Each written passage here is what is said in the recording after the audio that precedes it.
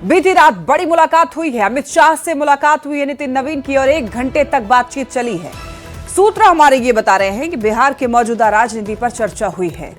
पिछले 2 दिनों से बीजेपी के राष्ट्रीय अध्यक्ष नितिन नवीन और बिहार के प्रभारी विनोद तावड़े बिहार बीजेपी के प्रमुख नेताओं के संपर्क में हैं। सभी लोगों से रायशुमारी की जा रही है। विनोद तावड़े ने शुक्रवार को दोनों डिप्टी सीएम सम्राट चौधरी और विजय सिन्हा से मुलाकात की थी। बिहार बीजेपी अध्यक्ष संजय सरावगी समेत कई प्रमुख नेताओं से राय ली गई है।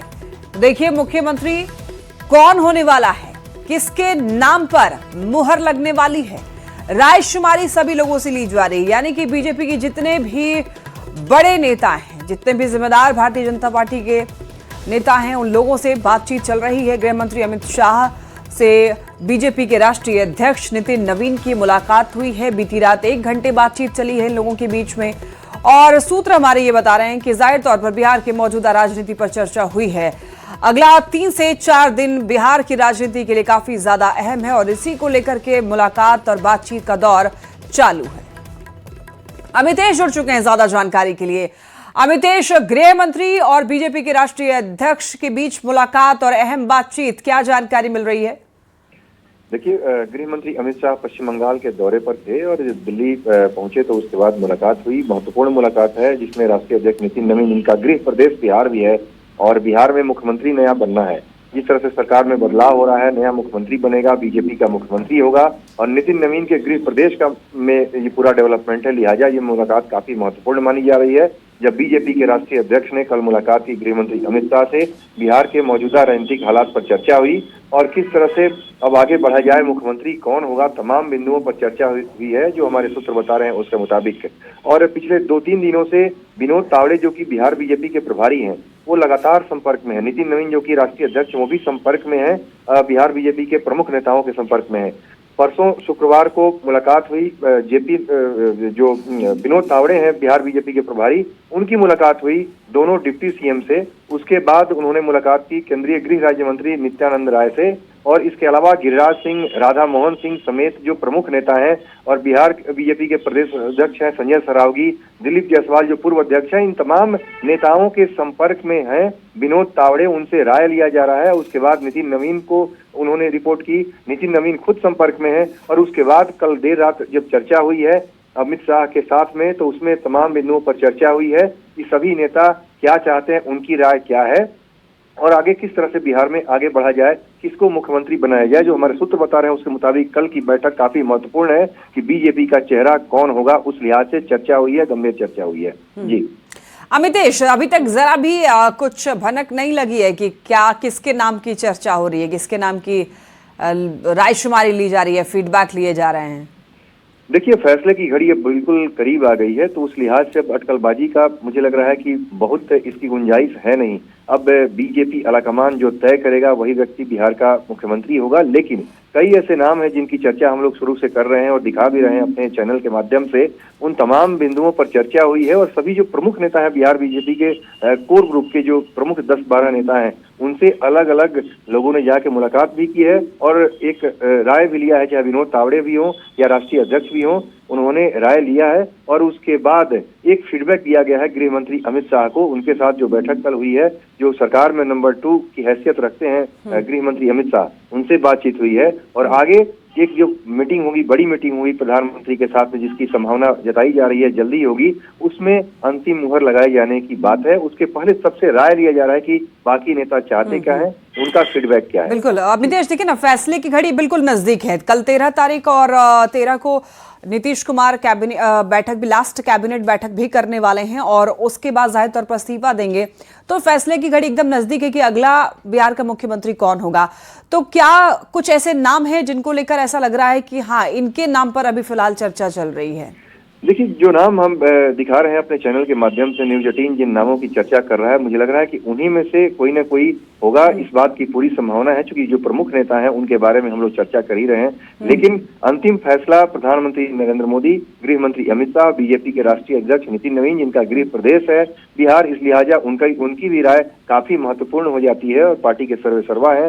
नितिन नवीन, तो ये टॉप लीडरशिप जो है वो बैठ करके चर्चा करेगी कि बिहार का मुख्यमंत्री कौन बनेगा। निश्चित रूप से काफी महत्वपूर्ण होगा अगला 2 दिन। आज चुनाव प्रचार में बाकी सभी नेता जा रहे हैं बंगाल के दौरे पर, तो उस हिसाब से जब आज से कल तक 2 दिन का जो समय है काफी महत्वपूर्ण होगा। कल शाम तक जरूर बीजेपी आलाकमान एक सहमति बना सकता है और इस बात की संभावना है जब विधायक दल की बैठक होगी, जिसकी संभावना है कि 14 अप्रैल को होगी खरमास के बाद, उसमें ऑब्जर्वर्स जाएंगे, जो ऑब्जर्वर्स नियुक्त किया जाएंगे दिल्ली से। बीजेपी के वरिष्ठ नेता उसमें जाते हैं, जो बड़ा कद का कोई केंद्रीय मंत्री जाता है तो वो जाकर के वहां पर ऑब्जर्वर्स जो जाते हैं वहां पर विधायकों के बीच में अपनी बात रखते हैं और वहां पर खुलासा होगा कि आखिर किसके सिर ताज सजेगा और कौन बिहार का मुख्यमंत्री बनेगा। ठीक है अमितेश, अगला 2 से 3 दिन काफी अहम रहने वाला है, नजर रखिएगा। बहुत धन्यवाद आपका इन तमाम जानकारियों के लिए। दिल्ली से इस वक्त एक बड़ी खबर, हमने आपको बताया किस तरीके से अमित शाह और नितिन नवीन की मुलाकात हुई और ये मुलाकात कितनी ज्यादा अहम रही। और अब बढ़ेंगे आगे। देखिए, बिहार में नई सरकार की शपथ ग्रहण की तैयारी अब तेज होती हुई दिखाई दे रही है। सूत्र हमारे ये बता रहे हैं कि 15 अप्रैल को नई सरकार का शपथ ग्रहण समारोह होगा। लोक भवन में नई सरकार शपथ लेगी और इस कार्यक्रम में मुख्यमंत्री के अलावा कुछ और चेहरे शपथ ले सकते हैं। शपथ ग्रहण में बीजेपी और जेडीयू के कई वरिष्ठ नेता होंगे इसमें शामिल। 14 अप्रैल को नीतीश कैबिनेट की आखिरी बैठक होगी। पहले ये 13 तारीख थी, लेकिन अभी 14 अप्रैल की बात आ रही है सामने। 14 अप्रैल को देखिए नीतीश कुमार इस्तीफा देंगे और 14 अप्रैल को नीतीश कुमार लोक भवन जाकर के राज्यपाल को इस्तीफा सौंपेंगे। 14 अप्रैल को ही एनडीए विधानमंडल दल के नए नेता राज्यपाल को विधायकों का समर्थन पत्र सौंपते हुए नई सरकार बनाने का दावा पेश करेंगे और इसके बाद नई सरकार के गठन का रास्ता साफ हो जाएगा।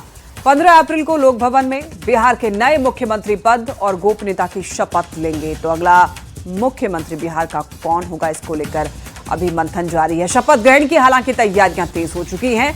इन खबरों के बीच खबर यह मिल रही है कि अब शपथ ग्रहण की तैयारी हो रही है। 15 अप्रैल को शपथ ग्रहण होगा, लोक भवन में शपथ ग्रहण होगा और ऐसे में तैयारियां शुरू हो चुकी हैं। बता दें आपको, नए सीएम शपथ लेंगे 15 तारीख को। तारीख सामने आ चुकी है, अभी नाम सामने आना बाकी रह गया है। कई और चेहरे शपथ ले सकते हैं, यानी कि मुख्यमंत्री तो शपथ लेंगे ही, इसके अलावा कई और चेहरे भी शपथ ले सकते हैं। 14 अप्रैल को बताया जा रहा है कि नीतीश कैबिनेट की आखिरी मीटिंग होने वाली है और उसके बाद केंद्र की राजनीति की तरफ रुख कर जाएंगे नीतीश कुमार। 14 अप्रैल को नीतीश कुमार इस्तीफा दे देंगे मुख्यमंत्री पद से भी, राज्यपाल को इस्तीफा सौंपेंगे और उसके बाद बिहार का अगला मुख्यमंत्री कौन होगा ये भी हम सबके सामने होगा और 15 तारीख को शपथ ग्रहण समारोह होगा नए मुख्यमंत्री का। बिहार को नया सीएम मिल जाएगा। बिहार में नई सरकार को लेकर हलचल तेज है। जेडीयू के कई वरिष्ठ नेताओं ने नीतीश कुमार से मुलाकात की है। वहीं केंद्रीय मंत्री लोक जनशक्ति पार्टी रामविलास के अध्यक्ष चिराग पासवान ने बहुत जल्द नए मुख्यमंत्री और नई सरकार का गठन बिहार में हो जाएगा, उनका यह कहना है। वहीं इधर आरएलएम के अध्यक्ष उपेंद्र कुशवाहा ने भी कहा है कि आगे जो भी होगा एनडीए की तरफ से सरकार बनेगी वो नीतीश मॉडल पर ही बिहार में काम करेगी। मैं नीतीश कुमार सत्यनिष्ठा से प्रतिज्ञा करता हूं कि मैं विधि द्वारा स्थापित भारत के संविधान के प्रति सच्ची श्रद्धा और निष्ठा रखूंगा। मुख्यमंत्री नीतीश कुमार के राज्यसभा सदस्य के तौर पर शपथ लेने के बाद से ही बिहार में नई सरकार के गठन को लेकर हलचल और तेज हो गई है। नए सीएम के चेहरे को लेकर मंथन जारी है। शनिवार को सीएम नीतीश कुमार से जेडीयू के कई वरिष्ठ नेताओं ने मुलाकात की। बिहार में नई सरकार की हलचल के बीच केंद्रीय मंत्री चिराग पासवान ने बताया कि बातचीत निरंतर चल रही है। बहुत जल्द नए मुख्यमंत्री और नई सरकार का गठन बिहार में हो जाएगा। इस दौरान चिराग ने अपने आप को मुख्यमंत्री पद की दावेदारी से अलग कर दिया। मैं कोई तारीख पे मैं चर्चा नहीं करूंगा, बट इतना जरूर है कि बहुत जल्द इस प्रक्रिया को पूरा कर लिया। हालांकि जेडीयू सांसद रामप्रीत मंडल ने वर्तमान नीतीश सरकार की तरह अगली सरकार में भी 2 डिप्टी सीएम बनाने की मांग की है। मैं यही चाहता हूं कि जिस तरह से हमारे नीतीश कुमार जी के पार्टी में उनकी मुख्यमंत्री के काल में 2 डिप्टी सीएम बीजेपी के थे, हमारे जदयू का भी 2 डिप्टी सीएम होना। तो वहीं राष्ट्रीय लोक मोर्चा के अध्यक्ष उपेंद्र कुशवाहा ने कहा कि एनडीए में कोई खटपट नहीं है। नीतीश कुमार के इस्तीफे के बाद सारी प्रक्रिया पूरी कर ली जाएगी। आगे जो भी एनडीए की सरकार बनेगी वो भी नीतीश मॉडल पर ही बिहार में काम करेगी। ये आप जो बोल रहे हैं खटपट, आप ही लोग कभी चटपट दिखाते हैं, कभी खटपट दिखाते हैं, बाकी और कुछ भी कहीं नहीं है, सब सहज है। 14 अप्रैल को नीतीश कैबिनेट की आखिरी बैठक होगी। बैठक के बाद 14 अप्रैल को नीतीश कुमार मुख्यमंत्री पद से इस्तीफा देंगे और संभवतः 15 अप्रैल को बिहार को नया मुख्यमंत्री मिल जाएगा। मतलब ये कि अगले 5-6 दिन तक बिहार में राजनीतिक हलचल ऐसे ही तेज रहेगी। 5-6 दिन में नई सरकार का गठन हो जाएगा। न्यूज 18 के लिए पटना से रवि एस नारायण, आनंद अमृतराज और दिल्ली से अमितेश सिंह के साथ ब्यूरो रिपोर्ट। इधर कृषि मंत्री रामकृपाल यादव ने बिहार की राजनीतिक हलचल पर इनका यह कहना है कि सब कुछ मुख्यमंत्री नीतीश कुमार की इच्छा से हो रहा है, लेकिन इसमें विपक्ष का कलेजा फट रहा है, ऐसा इनका कहना है। नीतीश कुमार जी स्वेच्छा से पद त्यागा है, कहीं से कोई दबाव नहीं है।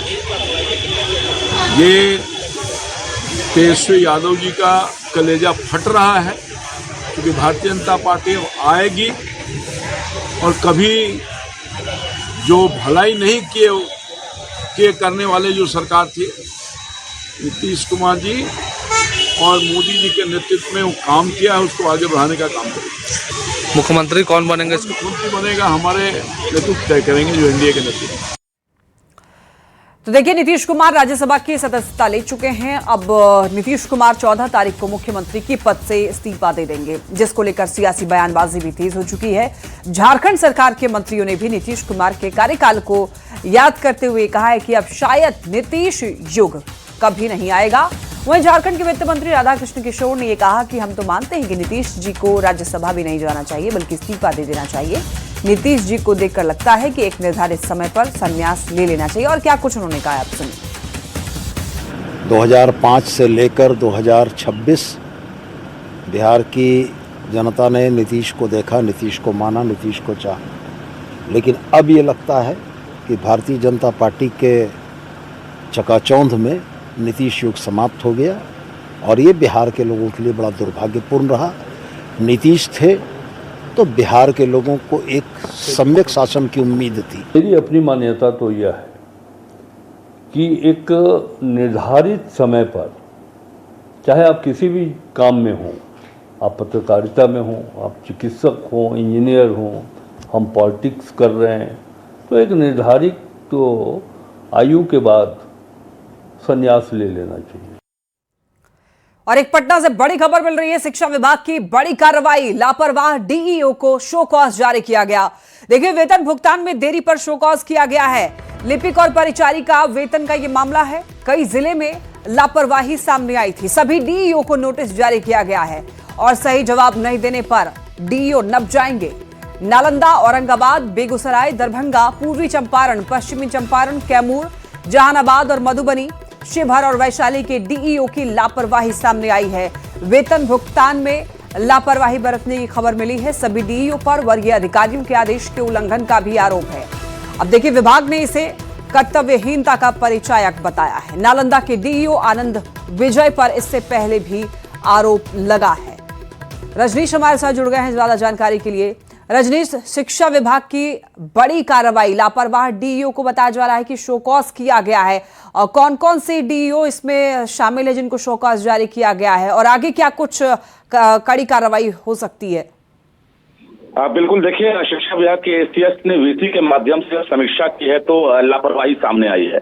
यानी लिपिक और परिचारी के वेतन जो भुगतान होने थे वो भुगतान अब तक नहीं हो सका है और इसको लेकर शिक्षा विभाग ने साफ तौर से नाराजगी जाहिर की और इसके साथ साथ जो लापरवाह डीईओ हैं, खासकर 11 जिले के जो डीईओ हैं उन पर लापरवाही का मामला सामने आया है, जिसमें नालंदा, औरंगाबाद, बेगूसराय, दरभंगा, पूर्वी चंपारण, पश्चिमी चंपारण, कैमूर, जहानाबाद, मधुबनी और इसके साथ साथ जो है शिवहर और वैशाली के डीईओ हैं।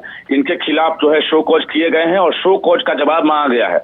अगर ये जवाब सही नहीं देते हैं तो उनके खिलाफ विभागीय कार्रवाई भी होगी। एसीएस ने साफ कहा है कि लंबे समय से इन्हें आदेश दिया जा रहा था, लेकिन इन्होंने आदेश का उल्लंघन किया है। कर्तव्यहीनता का ये परिचायक है। ऐसे में देखना है कि आखिर क्या कार्रवाई होती है। बता दें आपको, नालंदा के डीईओ आनंद विजय पर इससे पहले भी कई गंभीर आरोप लग चुके हैं और उसके बाद फिर से एक लापरवाही सामने आई है। ऐसे में देखना है शिक्षा विभाग ऐसे लापरवाह अधिकारी पर क्या कार्रवाई करता है। तो रजनीश, नालंदा के जो डीईओ हैं उन पर पहले भी ऐसे आरोप लगते आए हैं, तो इन पर और कड़ी कार्रवाई होनी चाहिए। बिल्कुल, इन पर कई गंभीर आरोप लगते रहे हैं और ये इससे पहले भी जिस जिले में रहे हैं वहां भी इनके बारे में कहा जा रहा है कि शिक्षकों के साथ हो या बाकी जो अधिकारियों के साथ इनका जो ट्रेनिंग है काफी खराब रहा है और शिक्षा विभाग को भी इसकी जानकारी है। शो कॉज भी पहले हो चुका है और फिर से ये नालंदा के डीओ है और इनकी लापरवाही सामने आई है। ऐसे में एक माना जाए कि बड़ी कार्रवाई भी हो सकती है। लक्ष्मी। ठीक है रजनीश, बहुत धन्यवाद आपका इन तमाम जानकारियों के लिए। और अब एक नजर डालते हैं इस वक्त कटिहार से जुड़ी हुई खबर पर। भीषण सड़क हादसे से जुड़ी यह खबर है जहां पर 13 लोगों की जान चली गई है। हादसे में करीब 32 लोगों से भी ज्यादा घायल हैं। बस और पिकअप की आमने सामने से टक्कर हुई और इस भीषण हादसे में बता दें आपको, जो लोग घायल हैं उनका इलाज अभी चल रहा है। कोढ़ा थाना क्षेत्र में NH-31 पर दरअसल बांसगाड़ापन चौक के पास में ये घटना हुई है। पिकअप पर सवार लोग झारखंड से किसी धार्मिक अनुष्ठान में शामिल होकर पूर्णिया लौट रहे थे। इसी दौरान तेज रफ्तार बेकाबू बस ने पिकअप में सीधी टक्कर मार दी। लोग बस ड्राइवर के शराब के नशे में होने की बात भी कह रहे हैं। जिला प्रशासन ने घटनास्थल पर पहुंचकर घायलों को इलाज के लिए पूर्णिया मेडिकल कॉलेज भेजा है। ये आपको तस्वीरें दिखा रहे हैं, हादसे के वक्त की ये तस्वीर है। अब देखिए कि भीषण सड़क हादसा हुआ है। 13 लोगों की जान मौके पर ही चली गई है। इस वक्त परिवार में मातम पसरा हुआ है। किसी धार्मिक अनुष्ठान में शामिल होकर ये लोग लौट रहे थे और उसके बाद ही ये दर्दनाक घटना हुई है। बता दें आपको, कई लोग ऐसे हैं जो कि घायल हैं, वो भी गंभीर रूप से घायल हैं। 32 से ज्यादा लोग ऐसे हैं जो घायल हैं। बस और पिकअप की जोरदार टक्कर होती है। कोढ़ा थाना क्षेत्र में NH-31 पर बांसगाड़ा चौक के पास की ही घटना है और झारखंड से दरअसल ये लोग किसी धार्मिक अनुष्ठान में शामिल होकर के पूर्णिया लौट रहे थे। तेज रफ्तार बेकाबू बस ने पिकअप में सीधी टक्कर मारी और बस ड्राइवर को बताया जा रहा है कि वो शराब के नशे में थे। हालांकि इस बात की अभी पुष्टि नहीं हुई है, जांच पड़ताल हो रही है। कटिहार हादसे में 13 लोगों की मौत हो गई है और 30 से ज्यादा लोग घायल हैं। सभी मरमाहत हैं। प्रशासन की ओर से सभी शवों का पोस्टमार्टम कराकर परिवार वालों को सौंप दिया गया है। साथ ही तात्कालिक मदद के तौर पर मृतक के परिवार को 2 लाख रुपए और जो लोग घायल हैं उनको 50,000 रुपए दी गई है। बाकी आगे की प्रक्रिया पूरी होने के बाद मुआवजा दिया जाएगा।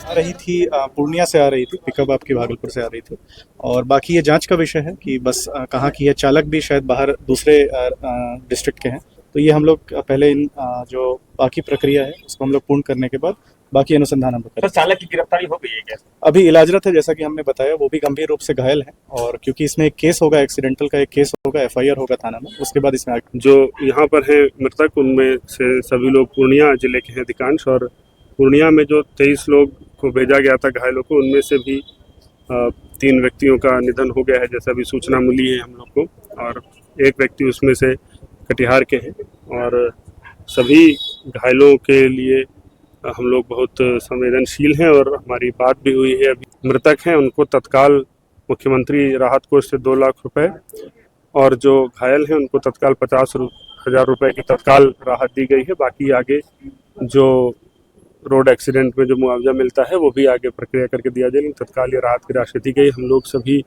जो मृतक या घायल उनके प्रति पूरी संवेदना व्यक्त करते हैं। मैंने स्थानीय अधिकारियों से बात करके उन्हें अविलंब चिकित्सीय सुविधा प्रदान करने के लिए कहा है एवं राज्य सरकार की ओर से इस संबंध में जो निर्धारित मुआवजा है वो मुआवजा की राशि अविलंब मृतकों के परिजनों को दी जाएगी।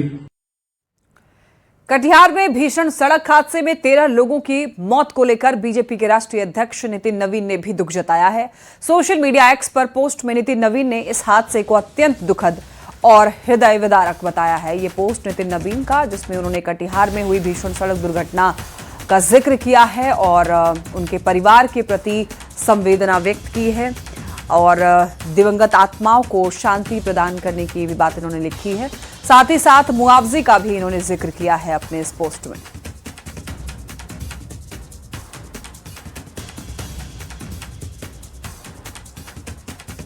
कटिहार में भीषण सड़क हादसे पर बिहार के पथ निर्माण मंत्री दिलीप जायसवाल ने भी दुख जताया है और पीड़ित परिवार को हर संभव मदद का भरोसा दिलाया है।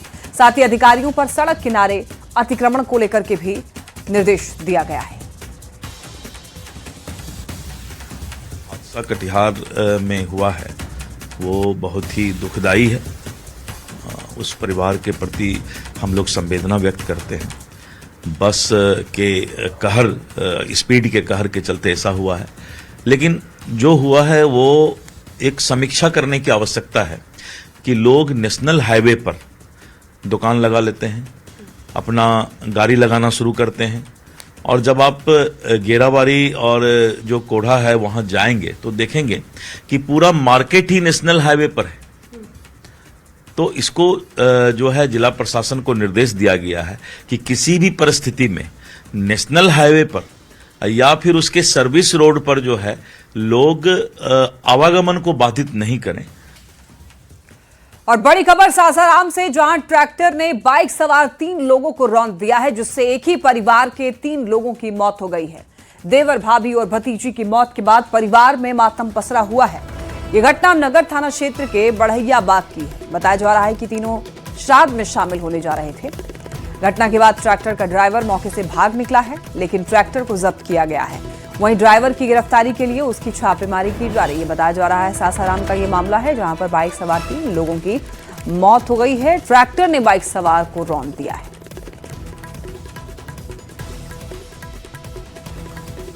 देखिए, ड्राइवर की गिरफ्तारी के लिए छापेमारी हो रही है। ड्राइवर अभी फरार है, लेकिन ट्रैक्टर को जब्त किया गया है और बताया जा रहा है कि तीनों लोग जो बाइक पर सवार थे श्राद्ध में शामिल होने के लिए जा रहे थे। घटना नगर थाना क्षेत्र के बढ़ैया बाग की है।